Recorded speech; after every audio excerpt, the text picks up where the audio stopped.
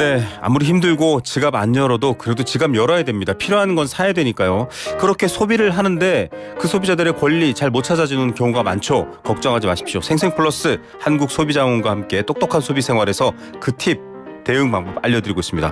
오늘은 한국소비자원 서울지원 자동차팀 최난주 팀장 연결돼 있습니다. 팀장님 안녕하세요. 예, 안녕하세요. 네, 지금 이제 집은 안 사도 차는 삽니다. 둘 중 하나는 자동차를 갖고 있다 이렇게 조사가 되기도 하는데 최근에 보니까 자동차 관련 소비자 피해가 좀 지속적으로 발생한다 이런 얘기가 있다고 조사하셨다고요? 네, 이렇게 자동차 보유가 느는 만큼 자동차의 품질이나 AS와 관련한 소비자 피해도 지속적으로 발생하고 있습니다. 네.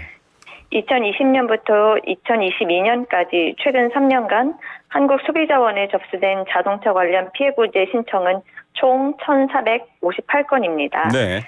전체적으로 국산 자동차가 52.2%, 수입 자동차는 47.8%를 차지했는데 연도별로 살펴보면 2021년까지는 국산 자동차의 피해구제 신청이 수입 자동차보다 많았으나 2022년에는 수입 자동차가 국산 자동차를 뛰어넘었습니다. 예. 자, 이게 뭐 자동차 관련해서 여러 가지 피해가 있기 때문에 나중에 좀 살펴보겠지만은 국산과 수입이 얼추 비슷하고 2022년부터는 이제 굉장히 수입 자동차에 대한 부분도 많아지고 있다 이 얘기셨고요.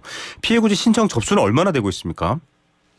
브랜드별로 살펴보면 국산 자동차는 현대자동차가 265건으로 가장 많고 네. 다음으로 기아 193건, 쉐보레 130건, 르노코리아 자동차 106건, KG 모빌리티 67건 순으로 나타났습니다. 수입 자동차 중에서는 메르세데스 벤츠가 158건으로 가장 많고 다음으로 BMW 120건, 아우디 82건, 랜드로버 49건, 폭스바겐 41건 등의 순이었습니다. 예.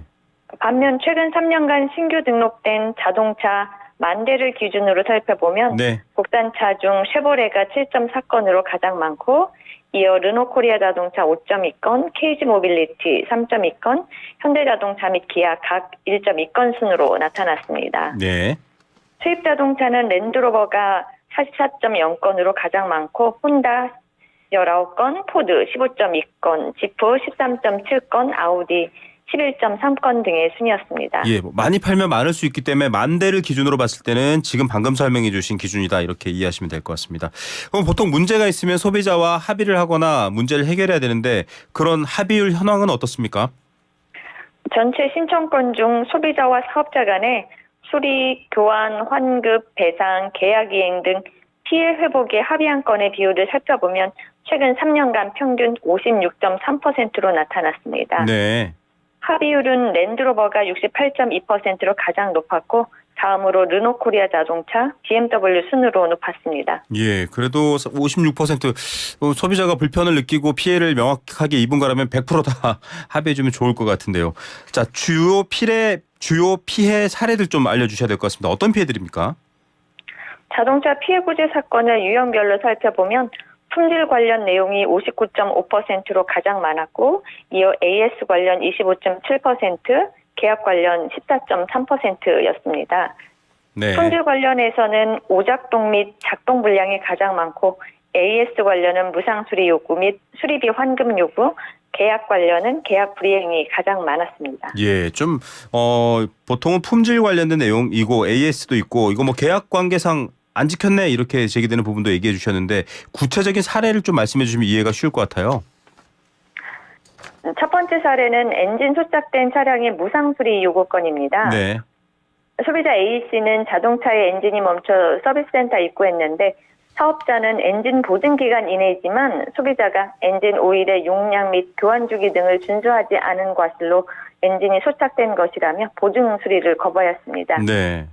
이에 소비자 A씨는 주기적으로 엔진 오일을 교환하는 등 적절히 차량을 관리했다며 보증 수리를 요구한 사례입니다. 예. 다음 사례로는 무상 수리 시행 전 자비로 부담한 수리비를 환급해달라는 건입니다. 네. 소비자 B씨는 ABS 경고 등이 점등되어 서비스 센터에서 ABS 모듈 어셈블리 등의 부품을 교환하고 145만 원을 결제한 적이 있는데 이후 1년도 안 될 사업자로부터 ABS 경고 등이 점등된 차량에 대해 무상 수리를 시행한다는 고객 통지문을 받고 네. 자비 부담한 수리비를 환급해 줄 것을 요구했으나 거부당한 사례입니다. 네. 둘 다 소비자 입장에서 정말 답답했을 것 같습니다. 자, 이런 사례들에 대해서 이제 조정과 여러 합의 같은 것들이 필요한 거고요. 앞으로도 좀 이런 사례가 많을 것 같기도 하고요. 차량을 구입해서 유지 관리하거나 수리할 때 좀 주의해야 될 것들이 있을 것 같아요. 좀 짚어주시죠. 먼저 계약 시에는 약속받은 프로모션 및 특약사항은 반드시 계약서에 기재하셔야 추후 이행을 요구할 수 있습니다. 네. 또한 차량 인수 시에는 차량 내외부, 하체 및 엔진룸 등을 꼼꼼히 살펴보셔야 합니다. 제대로 확인하지 않고 인수를 확정하면 이후 문제 발견 시 제대로 보상받지 못할 수 있습니다. 네네. 자동차의 고장 증상이 간헐적으로 발생하는 경우에는 점검 시 증상이 재현되지 않으면 적절한 조치를 받기 어려우므로 동영상 등으로 촬영해 증거를 확보하시는 것이 좋습니다. 네.